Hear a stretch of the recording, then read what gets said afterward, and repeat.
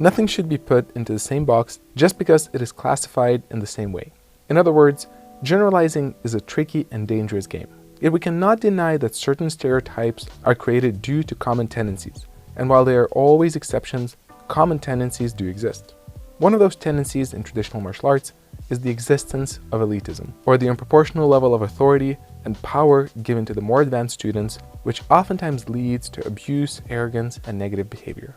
The previously mentioned common tendencies usually exist not as a coincidence, but as a side effect of a certain structure, or the way things are organized, and there are specific reasons to why elitism tends to show up at many traditional martial arts schools. Hi, my name is Rokas, and in this Martial Arts Explored episode, we will take a look at how elitism develops and affects traditional martial arts. While I will also share some insights about modern martial arts and combat sports, in this video I will mainly be focusing on traditional martial arts, since I've personally spent more than a decade being a part of this world. It is also important to define what I mean by traditional martial arts, since there can be a lot of interpretation and misunderstanding that comes with the use of the term. My personal definition of traditional martial arts, which makes most sense to me and helps navigate the subject to a great degree, is that traditional martial arts are martial arts that rely heavily on tradition. For example, if we take a look at Aikido, it is considered by many to be a traditional martial art, although it was officially created relatively not that long ago, in 1942. What does make it traditional, though, is that it focuses heavily on tradition, of which a big part is Asian culture tradition, such as traditional Japanese clothing, bows, traditional forms of etiquette, and also a passed-on traditional way of training, such as the use of various traditional attacks, the use of and defense against swords, staffs, and more. If you would remove tradition from Aikido, to a great degree you could even question if it would still classify as Aikido. At the same time, Brazilian Jiu-Jitsu, which interestingly enough was developed during a similar time, by many is not considered a traditional martial art. While it does oftentimes maintain the traditional Japanese training outfit and an occasional bow, it is not defined by it and is not heavily focused on, to such degree where BJJ schools, which had removed these traditions pretty much entirely, as in the 10th Planet Jiu-Jitsu, are still without a doubt considered a Brazilian Jiu-Jitsu school. So as you see by this example, in this video I will be distinguishing traditional martial arts and modern martial arts by how much it relies on, or does not rely on, tradition as an essential part of its identity. Now that we got the definition out of the way, we can move on to the main subject. As mentioned in the prologue, tendencies usually develop for a reason. In martial arts, schools of the same style can vary in how they function, but usually the way the organization, inner culture, and training methodology is organized is passed on and is preserved from generation to generation. As mentioned before, traditional martial arts tend to rely heavily on tradition, which is most of the times Asian-based, but actually already poses a problem. Some Westerners do not understand just how different Asian and Western culture may sometimes be, and when trying to straight out copy it and apply it to Western standards, may oftentimes do so in appropriate ways. Also worth noting that in general, when copying something, there is a tendency in everyone to pick up the bad aspects as much as the good ones, if not more. One of such traditions that was taken from Asian culture and applied to traditional martial arts schools in the West is the tradition of emphasizing hierarchy, which is inspired by Confucianism.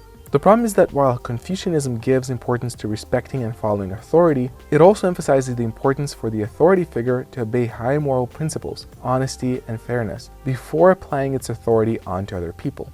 This is where unfortunately we face the first issue that is often developed in traditional martial arts schools in the West by focusing on the hierarchy and authority and forgetting the moral obligation, honesty, and fairness part.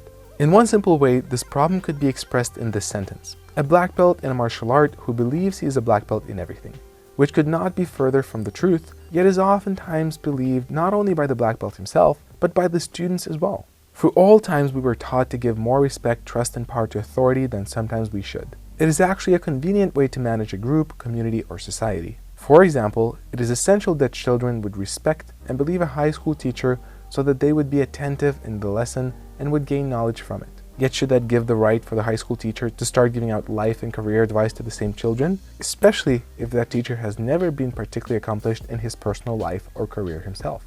Unfortunately, this type of problem happens in martial arts, of a black belt believing he is a black belt at everything. To tell the truth, all that a black belt really represents in martial arts is that this person has put enough time and effort in kicking, punching, throwing people, or performing some choreographed movements all over again for a long enough time.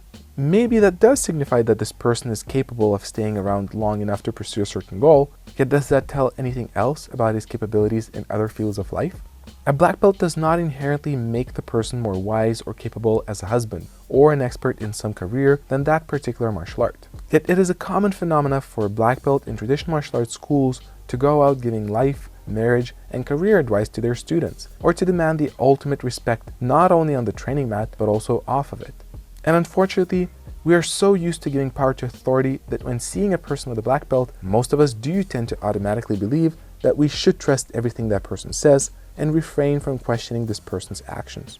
To make things worse, the way traditional martial arts schools are set up, there are plenty of complex traditions and mechanisms to further enforce this belief. For example, a more experienced student in a Japanese-based martial art is called senpai, while a less experienced student is referred to as a kohai.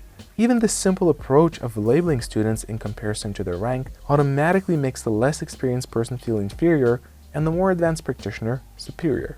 Another tradition found commonly in traditional martial arts schools is that the more advanced student sits on the far right end of the line, while the beginner sits on the almost shameful left end. Advanced students also tend to get various rights, such as the priority of choosing who they will train with, amongst other conveniences. Meanwhile, beginner students are often encouraged to trust and obey the advanced students without questioning them, which even more so creates the illusion and sense that the advanced students are far superior on all levels and know everything. While I see that there can be good benefits to these traditions, in some degree being a humbling experience to a beginner student, it is worth asking whether it is the best and healthiest way to create a humbling experience. We also have to ask, what is it then being done to humble the advanced students, or even more so, the head instructor, referred to as the sensei? Being constantly respected and trusted without questioning can easily get into anyone's head, and unfortunately, in traditional martial arts, it does. I could not count how many times my own former Aikido instructors were giving me life, business, or marital advice despite being divorced themselves, or sometimes being in questionable life conditions. Even if in some cases questioning was allowed, when actually questioned, many times these instructors would use their authority to shut down the conversation before it develops. On other occasions, participating in big seminars, which were packed with members of different schools, was not much better either, since almost everyone there usually felt superior to others, tutoring each other, explaining to each other how the other person is doing things wrong, playing the arrogant, all-knowing role, sometimes in obvious and other times in subtle ways. I witnessed even white belts criticizing black belts of other styles, explaining to them the right way to do things, since they felt their style was the right one. And if you look closely enough, you can see that a big reason to why it is all happening is because the mindset and structure which encourages it was passed down from generation to generation. Yet the question naturally arises, how come traditional martial arts seem to be plagued by this phenomena, while modern martial arts or combat sports seemingly show less signs of it? When I started cross-training and noticed that combat sports don't seem to be bothered as much by the same problems, I started looking for the answer why, and it mainly came down to two reasons. First of all, most combat sports focus not on passing traditions, while instead focusing on passing on effective techniques. When traditions are not the central point of attention, such aspects as hierarchy or an artificially created, forceful respect to the senior student becomes almost obsolete. A less experienced student may feel a natural sense of respect to a more advanced student, but that is not enforced of the way the training pace is organized. More advanced students do not necessarily gain constant reminders of their superiority or special rights, thus giving less space to create the unhealthy power dynamics that can often be seen in traditional martial arts schools. The instructor does not also receive unnecessary superficial praise or title, which would potentially make him feel superior in all ways beyond his expertise in fighting. Yet the greatest aspect which most likely make the difference in how the inside culture is set up is that many traditional martial arts lack the aspect of constant pressure testing, which is usually done by a fully resisting opponent in some form of sparring. Traditional martial arts such as Aikido, Wing Chun, and Tai Chi are the best examples of this. Where there is no constant pressure testing, it is even easier for students to feel superior, since their abilities and status are rarely challenged at higher grades. In other words, there is no humbling system to keep advanced students in check, reminding them that in the end, they're also as much human as anyone else, and that they will never be the best, since there will always be someone faster or stronger than them. It is important to note that some traditional martial arts such as karate and judo do have forms of pressure testing. Yet while this thought could be debated, there is a possibility that the way the pressure testing is set up, mainly in competitions, is guided by a lot of traditional rules, which may limit the student's exposure to the limitations of his or her abilities.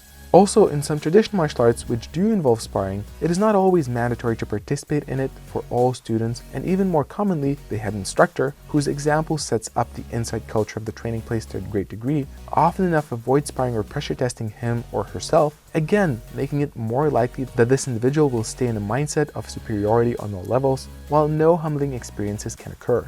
Meanwhile, in such martial arts as Brazilian Jiu-Jitsu, pressure testing or sparring is an inherent part of the culture, and it is a common practice for the head instructor to grapple with his or her students. Now, it is not to say that Brazilian Jiu-Jitsu, boxing, wrestling, or MMA does not have its own problems. A toxic environment can still occur in these training places. Yet these issues with elitism that occur within the traditional martial arts schools seem to be much less common in modern martial arts, which rely significantly less on maintaining a heavy set of traditions. While following traditions may be a beautiful practice, it is important to stay mindful of what effects it may have on us and to always check ourselves whether we expose ourselves to humbling experiences, as much as if the head instructor of the school does it too, and if it is a part of the culture of the school to do so. As long as we remember to keep a level head and to focus on martial arts as a means to develop ourselves instead of blindly following rules and trying to present some type of an image, any martial art can be great. Yet it is always important to remember that we are a part of the culture which thrives in each martial arts school, and whether it will thrive in a positive way, we're also responsible for it. So as always, I wish you to question the hell out of yourself, expose yourself to humbling experiences, and to remember that in the end, we're all just human. Thanks for watching this episode of Martial Arts Explored. If you liked it, check out the playlist with the other episodes of the series by clicking here. If you want to know when the newest episode will come out, make sure to subscribe. This was Rokas, and I wish you to own your journey.